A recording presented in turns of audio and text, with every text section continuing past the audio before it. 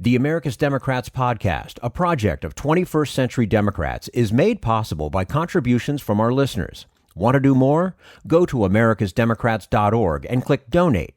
And thank you for allowing us to be your voice. And if you enjoy the show, please share it with your friends on Facebook and Twitter, and leave us a review on your favorite podcast app.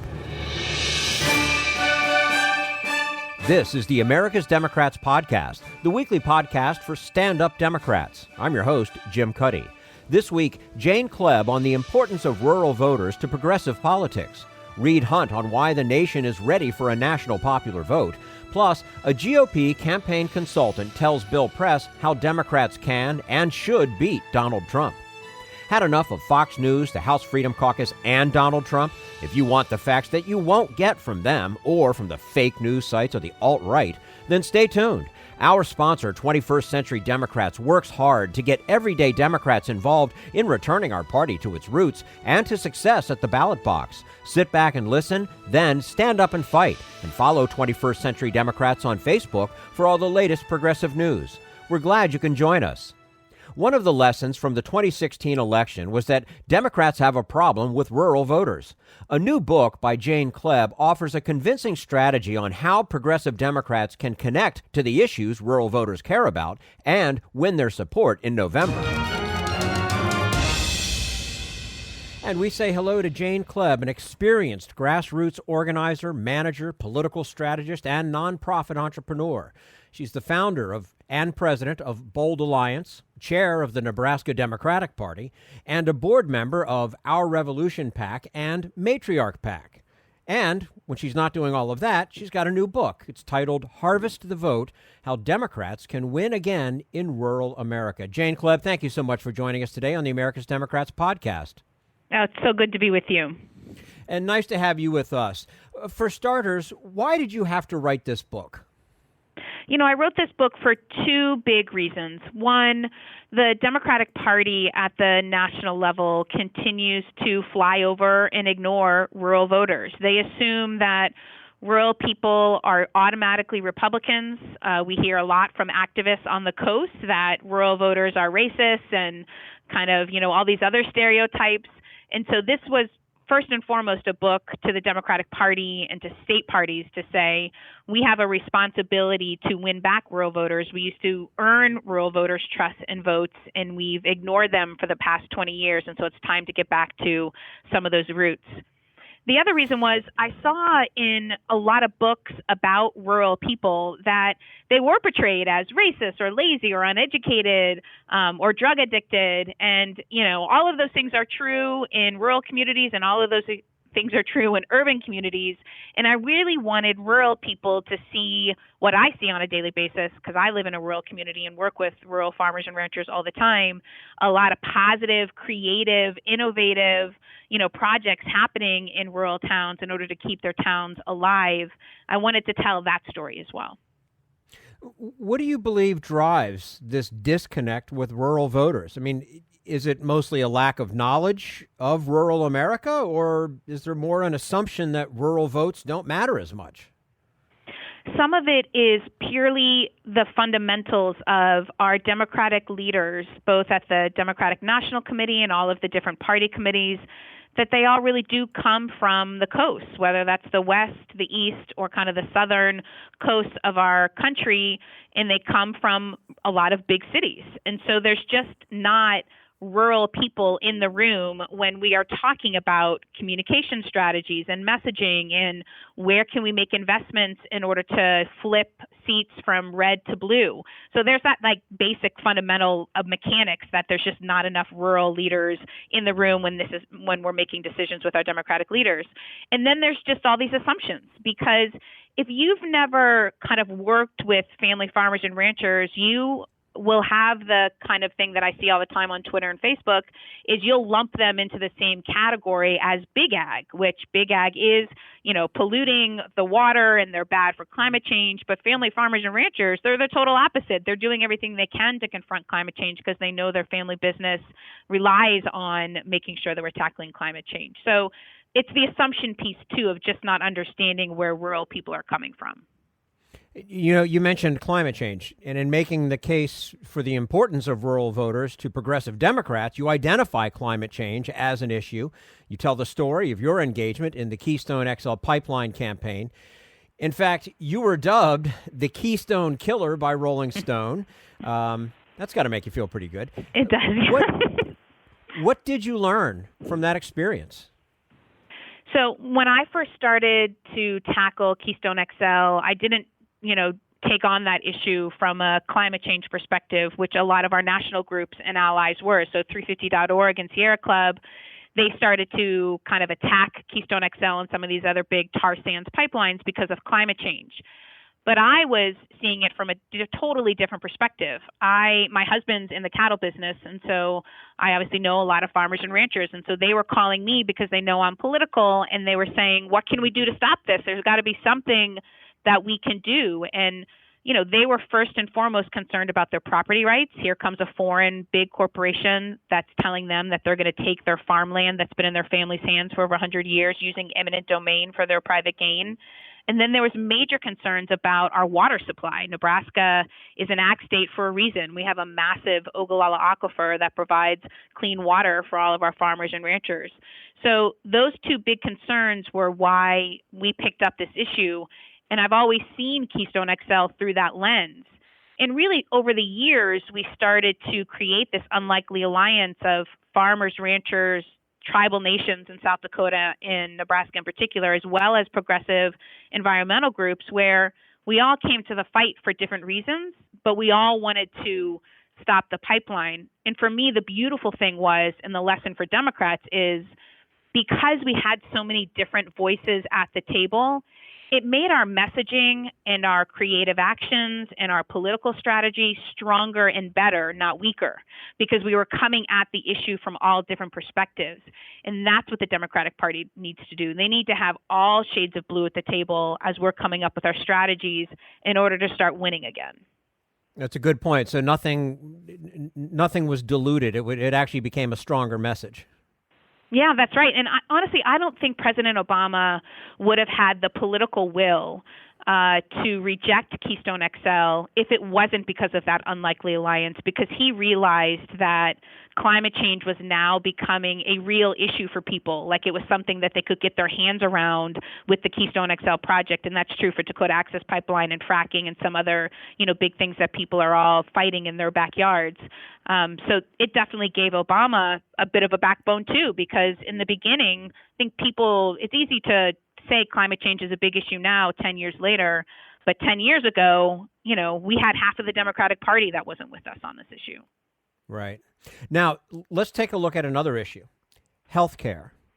What do Democrats need to do to make their healthcare agenda more inclusive of rural people? Rural folks are more in line with the Democratic Party when it comes to the reforms that we need to do on healthcare. And I'll just give two examples. One, because of our rural communities and because of the lack of resources coming into our rural towns, a lot of our hospitals are closing. And so you have, new moms who have to give birth having to drive an hour to the closest hospital. And then that means a lot of these young families decide not to stay in those small towns anymore because they don't want to have to be an hour away from a hospital when they're, raising their new family. So, and a lot of times these hospitals are closing their doors because Medicare and Medicaid are their main drivers of resources. And so if, as what President Trump is doing, continues to slash away at those budgets, making it more difficult for people to get on those programs, that means our rural hospitals are going to close, and you're going to have people drive an hour, 2 hours in order to get care. The other side of this coin is around mental health. And mental health is obviously a problem in both our small towns and our big cities. But in small towns, it's compounded because you have very few mental health therapists and you have almost no inpatient treatment facilities in our rural communities. And so you have folks who are really struggling, waiting 8 months in order to get an appointment. And so you see a lot of increased suicide rates happening in rural communities over the last several years because we just don't have access to care. We're speaking with Jane Kleeb. She's the founder and president of Bold Alliance, chair of the Nebraska Democratic Party, and a board member of Our Revolution PAC and Matriarch PAC. Also, she has a new book titled Harvest the Vote: How Democrats Can Win Again in Rural America. Jane, you make the point that Democrats need to look to rural America not just for its votes, but for solutions. Give us a sense of what Democrats would find. So I think a couple things. One, there's this one issue that rural people are really kind of screaming in the wilderness about, and nobody's really helping them, and that's called the right to repair.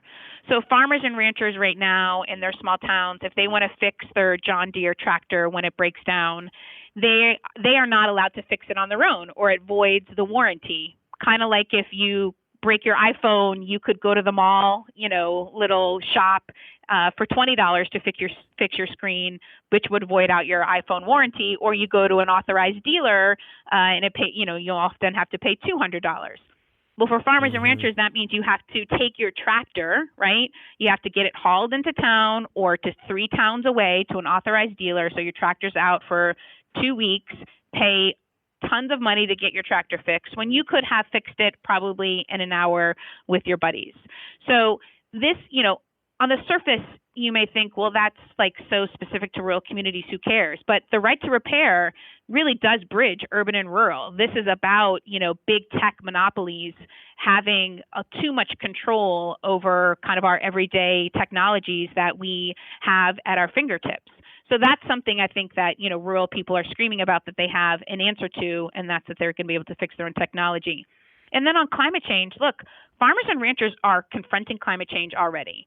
So one, they're installing microgrids of smaller scale wind and solar on their own operations to make sure that they are either energy independent or are putting energy back into the grid for their small town. They're planting things like cover crops, which helps protect the soil, which then the soil is able to capture more carbon if it's a healthy soil. They're helping grow biofuels, which helps wean us off of, traditional oil. So they are, they're the ones that are producing smaller scale meat instead of us having to use factory meat like what Costco is doing, where they're processing 2 million chickens a week in small rural towns, which obviously pollutes land and water and puts farmers in a difficult kind of contract situation. So we should be looking to rural communities for these solutions rather than villainizing them, which is what happens oftentimes. We saw that when the Green New Deal came out, or forgetting them. So we can't villainize them and we can't forget them. We should be inviting them to the table. Mm-hmm. There's something else that I'm curious about. There are some in the Democratic Party, which I'm sure you're well aware, that are concerned about going too far left. Do you find this concern in rural America? So, you hear some of the concerns that you often hear also in cities, because I travel all over the place. And some people are definitely concerned, and the Republicans have been effective about scaring people around the socialism language, right? That we can't elect somebody that describes themselves as a socialist. People automatically think communism, and there's all these negative stereotypes. And I always try to remind people, look, the Republicans have been using that tactic against us, that scare tactic, since the 60s, and we've allowed them to let it work. So we have to be very vocal that this is a scare tactic, it's a wedge issue, and this has nothing to do with what is going to actually help families on a daily basis. But I don't hear that often. What I more hear from rural people is, I feel forgotten. When was the last time a Democratic leader talked about rural issues when they're addressing the nation in a kind of big event setting?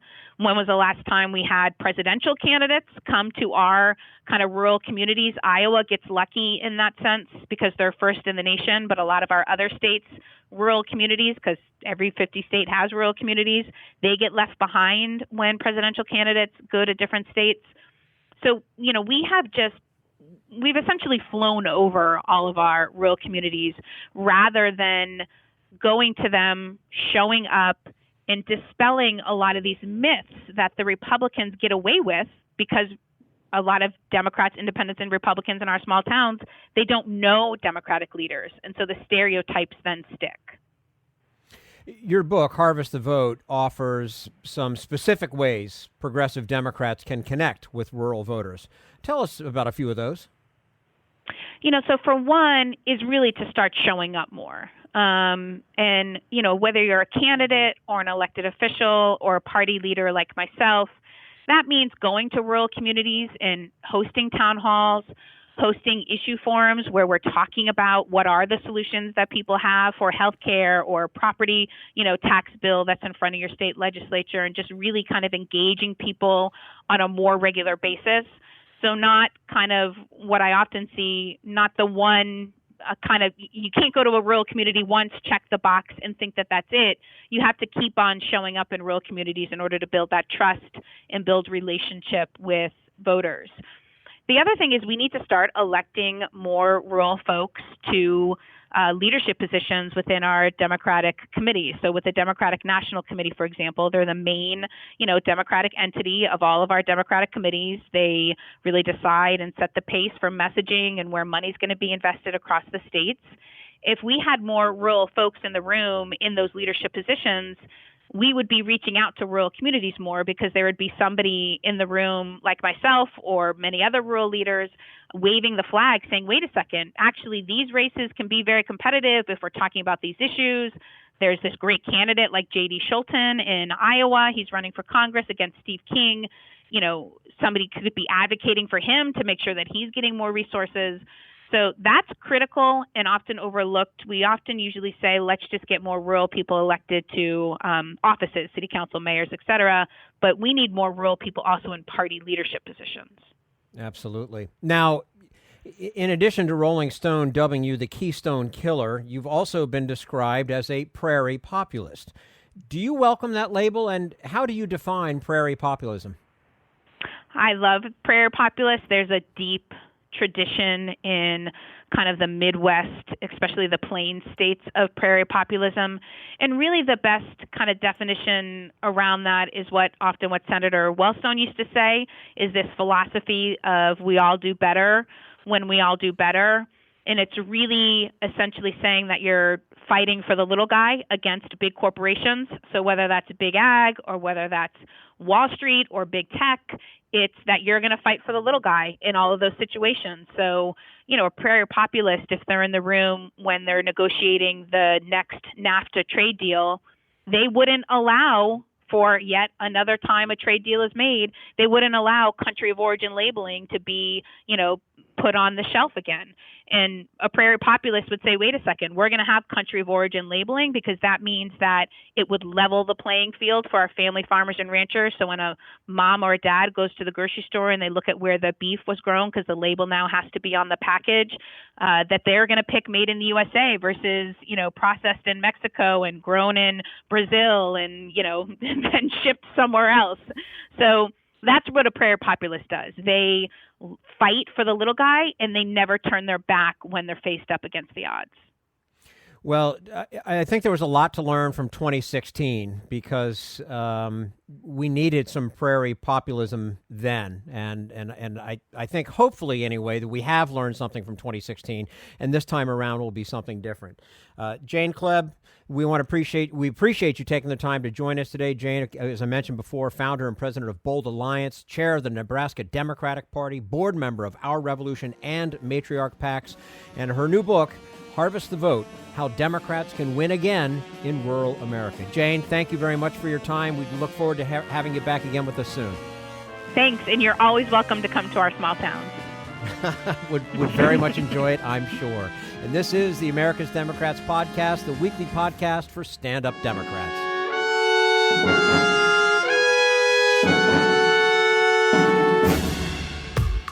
We want you to sit back and listen to this americasdemocrats.org podcast, a project of 21st Century Democrats. But we need you to stand up and fight.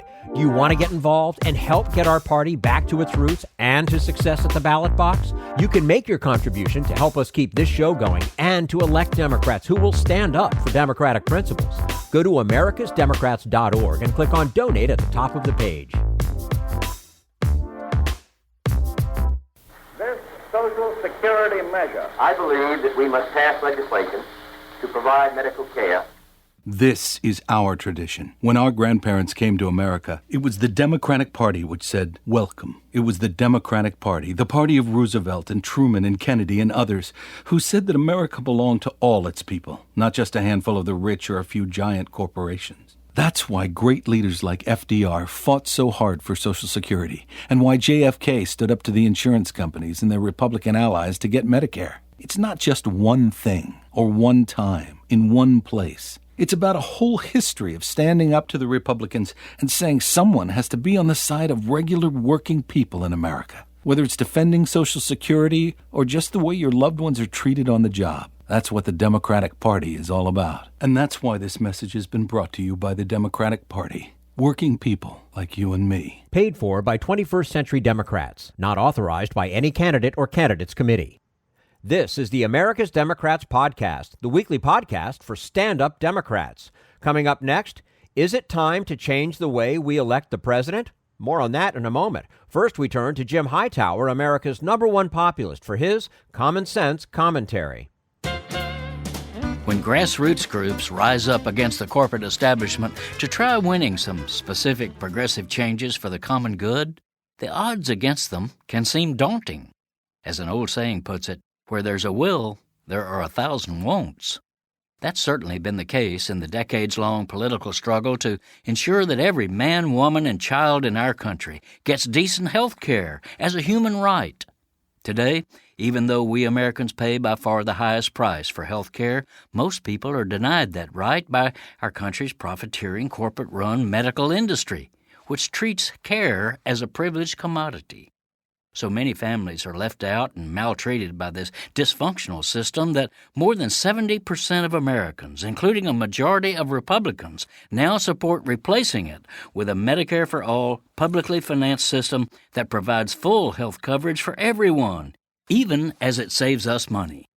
So here came 1,000 screaming plutocratic won'ts trying to crush the people's will. But the present system is so bad and public support for Medicare for all has grown so large that the usual corporate dismissal of such ideas isn't working. Spooked, the won'ts met secretly in downtown Washington to set up the Partnership for America's Healthcare Future, a PR lobbying juggernaut. Of course, what they care about is the future of their rip-off profits. And they've committed hundreds of millions of dollars and hired an army of more than 200 lobbyists to pound the public and the Congress with a nuclear level of propaganda and raw political deceit. This is Jim Hightower saying this is Washington politics at its worst. A handful of cynical self-interest using cloaks, dark money, and lies to rig the system for corporate profits at the expense of human health and political morality. Need an antidote to the progressive blues? Want some good news about how grassroots folks are rebelling against the corporate powers and winning? Well, here's an easy-to-swallow pill for you, the Hightower Lowdown. Hightower's monthly newsletter will give you the lowdown, even as it lifts you up. It's 4 pages a month, jam-packed with facts you can use, actions you can take, and Jim's own Texas humor, all for only $15 a year. To become a lowdowner, go to hightowerlowdown.org.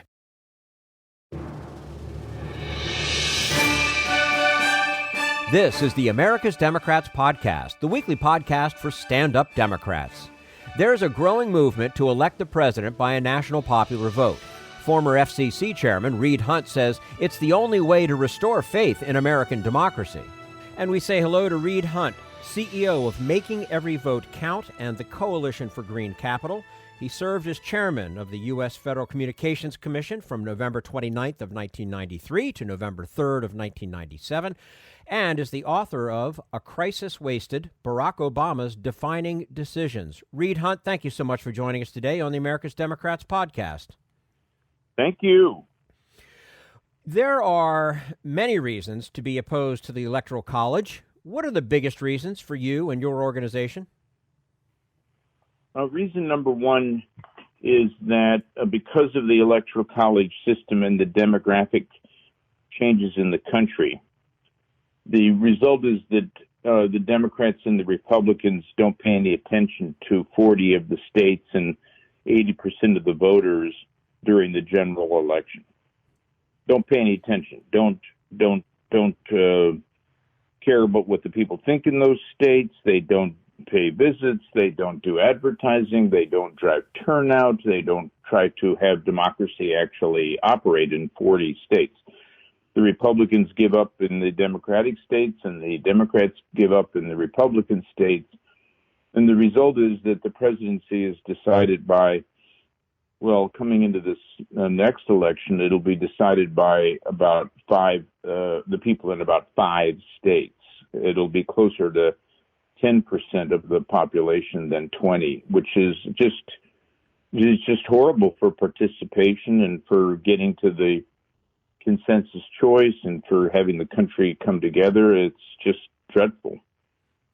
Too often you hear, "Oh, my vote doesn't count. I'm not going to go. It doesn't make any difference. It doesn't make any difference." And it crushes me to hear people say that.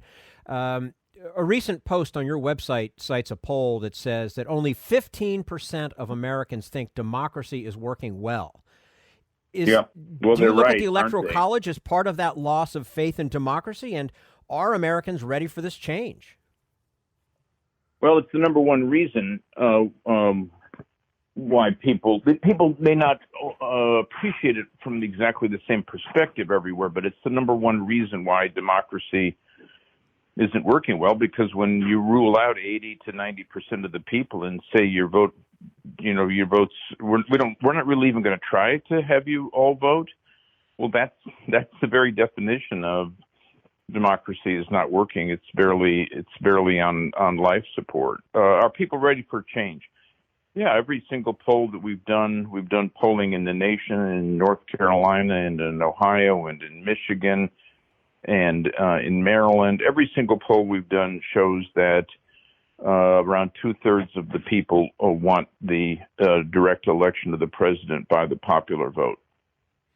Well, and I know that there's a great deal of energy going into the National Popular Vote Interstate Compact. How does it work, and is there still time for it to succeed? Here's how it works. A state passes it. It's a law. It's passed at the state level, becomes a legislation, and what it says is all the electors in this state are going to vote for the national popular vote winner, or going to be the electors who are aligned with the national popular vote winner. Well, currently, the electors are aligned with whoever won the state vote. So this is a big change to align all the electors from your state with the national popular vote. The catch is that it doesn't go into effect unless and until it's passed by enough states to equal a majority of the electors, which is 270. So it needs to be passed by 22, 23 states, some number like that. And that's not the case right now. And we'll just have to see whether or not it can get enough states enrolled in its compact. And then problem number 2 is that the Republican Party, as of right now, is a big enemy of this compact. And that's because the Republican Party correctly believes that the Electoral College gives it a chance of winning the Electoral College while losing the national popular vote. So that's a chance they want to preserve. I'm going to have an article with a statistician in the New York Times on approximately the 15th of February, which is going to show you the percentages. But I'll tell you right now, if the Republicans lose the popular vote, they have about a 25, 30, maybe even 35% chance of winning the electoral vote anyhow. So that's why they don't like the compact. Mm-hmm. Well, and history shows us that they'd hate to see this go to national popular vote, right? At least in this century. It's interesting. In the late 20th century, the Republicans liked the national popular vote as a method because they thought correctly that the Democrats had the advantage in the Electoral College. So actually, the advantage goes back and forth depending on the generation. But today, with so many young people and moving to the coasts, and the coasts becoming multi-ethnic, leaving a disproportionately older and wider political majority in the middle of the country, that particular demography, that is beneficial to the electoral prospects of the party aligned with older white people, and that's the Republican Party. Mm-hmm. We're speaking with Reed Hundt, CEO of Making Every Vote Count and the Coalition for Green Capital, also author of A Crisis Wasted, Barack Obama's Defining Decisions. Reed, there are many myths about the national popular vote. One is that smaller states will lose their vote. How do you respond to that? Well, almost all small states are ignored under the current system. It can't possibly be worse. You're not going to see in the general election any effort by Republicans or Democrats to drive turnout or even listen to the people in states like Montana or Wyoming or South Dakota or Vermont or Alaska or Hawaii. Those are all very small population states. Some of them are large acreage, but they're all very small population states. Neither party is going to pay any attention to any of the concerns of anyone there. And that's one of the terrible sins of the current system. Another pervasive myth is that a national popular vote goes against the Constitution. Is that even close to true? So any state can decide how to appoint electors. The Constitution is not clear about a lot of things, but it is extremely clear on that particular point, which is a state can decide how to appoint electors. So a state can adopt by legislation, for example, the National Popular Vote Compact. Here's another thing a state can do. A state can have a ballot that says the following.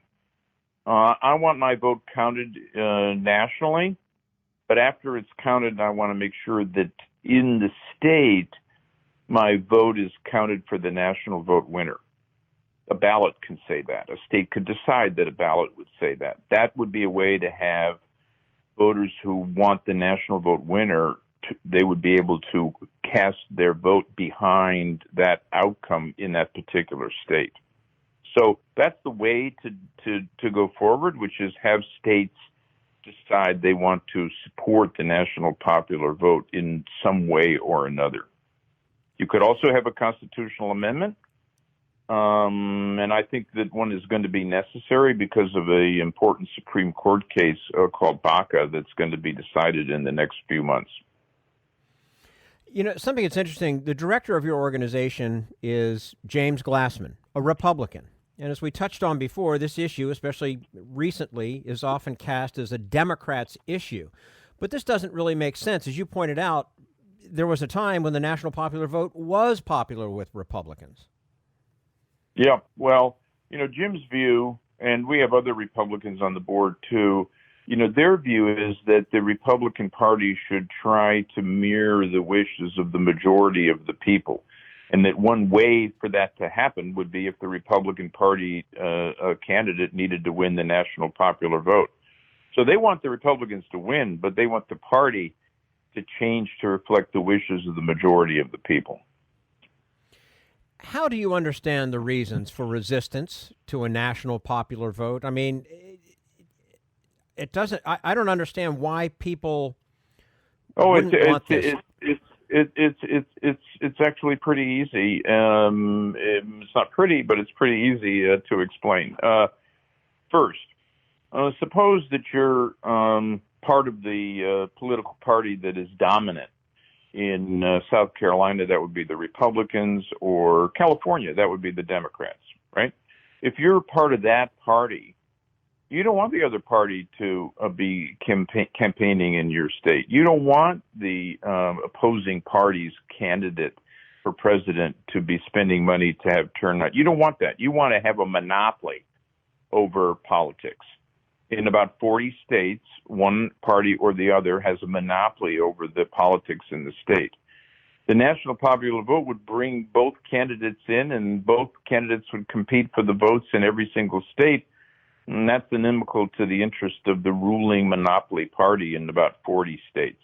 So the parties are not supportive. That's the explanation. All right, we should talk about the census, which has just begun. It's being predicted that at least 17 states will likely gain or lose electoral college votes. Is it too early to predict the potential political impact of those changes? No, you can predict it. Generally speaking, there probably will be electors added in the South, and they probably will be beneficial to the Republican Party. So the census will continue the how shall I put it? Continue the trends that have already made the electoral system so bad. Mm-hmm. Well, this is hardly the first time Americans have questioned the validity of the Electoral College. But what gives you hope that now is the time when change is actually within reach? I think that the rising disgust of the American people with the current system is beginning to have an impact on politicians. This is the first election, I think it may be the first election in the history of the United States where presidential candidates, at least from one party, the Democratic Party, are calling for the elimination of the electoral system and the replacement with a direct election. So that's progress. Mm-hmm. Reed Hundt, CEO of Making Every Vote Count and the Coalition for Green Capital, was the author of A Crisis Wasted, Barack Obama's Defining Decisions. Reed joining us today on the America's Democrats podcast. Reed, we appreciate your time with us today and look forward to hearing back from you again soon. Thank you for having me. Our pleasure. And this is the America's Democrats podcast, the weekly podcast for stand-up Democrats.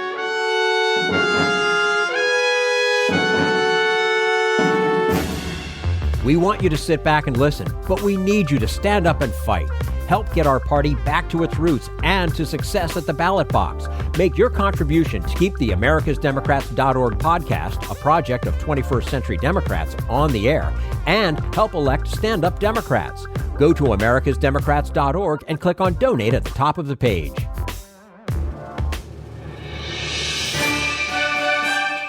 This is the America's Democrats podcast, the weekly podcast for stand-up Democrats. And now, a successful Republican political strategist tells Bill Press how Democrats can beat Donald Trump and save the country. We meet on the day the Senate votes to acquit Donald Trump of any charges and leave him in office. What's your take on this Senate vote? Well, look, on the one hand, it was always inevitable. Getting to two-thirds was never a mathematical possibility. You just weren't going to get there. And that's partly because of Mitch McConnell's iron grip over the Senate. It's partly because the characteristics of the Republican caucus, and it's partly because how much they're terrified of Donald Trump. I do think, though, this is a tragic day for this country. I think this is a day where the legislative branch has abrogated a big chunk of its power and basically said that presidents in the future are essentially immune. They have no sanction, no accountability. There's no possibility they can be held to any sort of legal standard while they're in office. I think it's a very, very terrible precedent they've set. And I think that Mitch McConnell will not go down in history favorably because of the way in which he railroaded this process in the Senate. So now Donald Trump has survived the Mueller investigation. Mm-hmm. He has survived a trial in the Senate, even though he's been impeached. Where does Donald Trump go from here? Well, Donald Trump goes crazy from here. Because every time Donald Trump gets out of one problem, he puts himself in another. And I predict one of the things that's going to happen with these Republican members who've said, there's no evidence the president did any of this. This is a show trial. This is a witch hunt. I predict what's going to happen is Donald Trump is going to come out within the next few days and go, I did it. I did it all. Screw you. That would be very Trumpian, on brand, right? For Donald Trump. Right. And do you think that this vote will have any impact on 2020, either for Republican senators running or for Trump himself? Well, I think it's going to have an impact on Republican senators, first off, because they're going to be seen as part of the cover-up. Because what we know with everything about Trump is that... And more is going to come out. Right. Once you see one bad thing, there's never something in the pile that exonerates him. There's always something in the pile that makes it worse. So the conspiracy will always be revealed. These things always come out. You've got all these ancillary players around this orbit who are going to talk. You know, you've got Lev Parnas drip, drip, drip. You've got Bolton eventually going to come out with his stuff. Mm-hmm. All these things will be revealed. And so these guys are going to be seen as co-conspirators in this thing, not just as impartial arbiters in a Senate trial. Right. The book, Running Against the Devil, a plot to save America from Trump and Democrats from themselves. Again, I thought was very important, very powerful lessons here, and a fun read. Let me just ask you the central question. Can Democrats win this election in 2020? They can win, Bill, but it's a very steep path. It's a very narrow path, and it's a very rocky path. And they've got to do a lot of things Not right. automatic. It is not automatic. And if they think it's automatic, they need to get in another line of work, because every incumbent president has enormous power to bend the election to their will.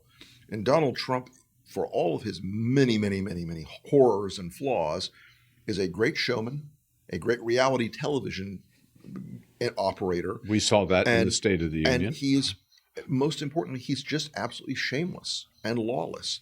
He will engage in a campaign Democrats are not ready for right now. They've mentally prepared themselves for a campaign where they fight this out over health care or gun policy or climate or whatever is in their head that moment. It's not. It's a referendum on Donald Trump. That's the only thing it is. And unless they're ready to do that, to make this purely about a binary choice of Donald Trump or somebody else, I think they're in some political peril. So, again, I think there's some very important lessons here and rules that you lay out that Democrats should follow, and I want to ask you about them. But the question I get when I ask people about the book is, why should we trust you? I mean, you're a Republican operative strategist going way back to George H.W. Bush Look, days. I was part of this machine that got built up over 30 years. And, there were parts of it I was exceptionally good at. Negative advertising was the sort of part of the toolbox that I was exceptionally good at. And I've given up that world and all those relationships and friendships and all that. And believe me, consulting was a great business. It was a fine business. Found money. Let's put it this way: having 2 New York Times bestselling books is still rounding error for what being in the media business. But I've made the sacrifices in my personal comfort and in my ideological comfort, because I think Donald Trump is a threat to this country like we've never seen before. I think he is rapidly on the path to becoming something much more authoritarian than small r Republican. And I think that we are at a transition moment, an inflection point in our country, where if people of good character and of good intent don't step up, even if it costs them something, then we're going to lose. And like I said, my ideological priors and my ideological positions on things are not as important right now as preserving this country and preserving this republic. And I think he is a threat to it. And I think he puts us at risk at home and abroad in ways that no other president in my lifetime has. So is your mission to get a job, your mission to sell books, your mission to save your country? My mission's, modestly speaking, my mission's to save the country. The selling books part, if people like them, they buy them, that's great. And I'm very honored that I've had 2 New York Times #1 bestsellers. That's not going to get old. Right. That's a high honor that people have responded very well to these 2 books. But my job is to turn this country around and try to save us from slipping into this authoritarian populism that historically speaking has been a very dangerous path for any country to go down. So I was really struck by your first rule, or one of the first rules at least. It's so elemental, but a lot of people forget it, and that is, it's all about rule number 1, the Electoral College. It is, and a lot of my Democratic friends hate the Electoral College. I think it's antiquated or unfair or racially biased or what have you. But it's the rule. It's how the system works. It's wired into the Constitution, and for right now, that's the only game in town. And so the election, realistically speaking, is over in 35 states. I know how California is going to vote. You know how Mississippi is going to vote. It's done. We know how New York State's going to vote. Those aren't mysteries. But the places Donald Trump was able to squeeze out in 3 states with 77,000 votes, in 4 states with a total of 109,000 votes, the narrowest election since Bush v. Gore, those states are in play, and those states are gettable, but they have to do the work and run the right campaigns in those states. And so we talk about them all the time. It's Michigan, Wisconsin, Arizona, Pennsylvania, Ohio, Florida, North Carolina, Colorado. These states are in play, but it is not an easy lift if you go into these states on the hard progressive edge, because Michigan and Ohio and Florida, these states are not as woke as Portland or as Oregon or Washington State or California or Massachusetts. They're just not. The politics there are different. And you know this, out in the country, the majority of Democrats are much more moderate than what I call the Twitter Democratic Party. and they're a lot less woke, and they're a lot less, progressive activist flavor out in the country. These union guys who Trump pulled them in 2016 in Michigan and Ohio and Wisconsin, they're fundamentally Democrats. They believe in economic fairness, but they're not in for the ride on a lot of the other things that seem to come with. Can Democrats get them back? I think they can get them back with a powerful economic message about how Trump has screwed them, because the trade war is a sword Trump handed them to cut off his head. If they do it right, you've got enormous damage in the ag belt in Iowa, in Missouri, in Wisconsin, and in Michigan, where the trade war has, basically ended up with been the farm foreclosure driver, like nothing we've seen in a very long time. And so, and the promises that we were going to have this giant economic recovery of manufacturing jobs and steel mills and coal mining and all these, heavy lift industrial jobs that are also very unionized. That promise was very attractive to those guys. Hillary Clinton was saying, I'm going to close down the coal mines. We're going to close down the polluting steel mills, all this stuff. And those people basically heard that as an attack on them. Sure. And so even if they had problems with Trump or didn't love him, they're like, well, shit, we might as well take a chance. What could be worse? And so now we know what's worse. The trade war with China and the fact that the steel mill stuff, for instance, was all a lie. Yeah. And the coal mines. The coal mines. So it's all a lie. The one steel mill that's opening, they planned it during Obama. Right. So, and so with the Electoral College, what you're saying really is that the Democrats, whoever the nominee is, and we'll get to that in a second, just basically ignore New York, California, the coasts, right? And focus on those electoral states. Unless they're going to California or New York to come back with a giant sack of cash, stay out. Right. Yeah. Don't go there. Yeah. You need to be in Pennsylvania. They need to be in Ohio. They need to be in Wisconsin and Michigan and Florida and Arizona. Those states are and they're winnable. They are winnable. Those states were so narrowly cast in 2016 that they're winnable. Ohio is a tough nut. It's a much more Catholic state. Mm-hmm. I mean, look, Ohio, Michigan, and Wisconsin, one of the reasons that the Democrats have had trouble there, and I know I've done a lot of work in those states over my career, is one of the groups we were able to get over the years was Catholic Democrats who, again, are fundamentally Democrats on economic issues, but they tend to be, if not pro-life, then less fervently, those Catholic voters don't want to hear, yay, third trimester abortions. Those are awesome. They don't want to hear that message.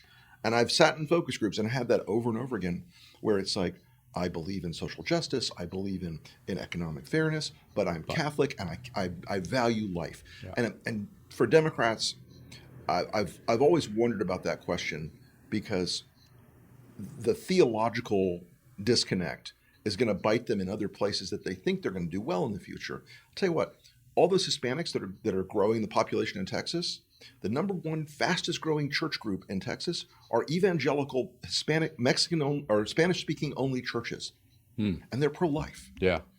And so this is something, and I'm divorcing it from the whether the issue is right or wrong and choice and all that.